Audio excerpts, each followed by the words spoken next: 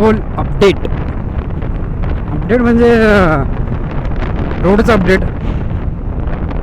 आपला airport road अर्धा 50% बोलू शकतो. कारण हा जो मी आता टर्न मारला ती साईड ना पूर्ण झालेली आहे. पूर्ण ॲज इट इज पूर्ण झालेली आहे.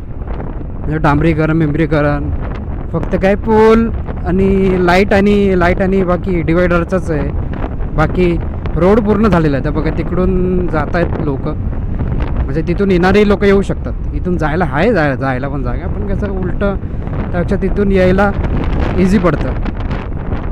म्हणजे खड्डे इथं जरा मध्ये खड्डे आहेत ना, ते त्या साईडला नाही भेटणार. तीच म्हणजे जी स्पीड लिमिट इथे 60ची आहे तिथे 80ची आपण नॉर्मल मिनिमम चालू शकतो.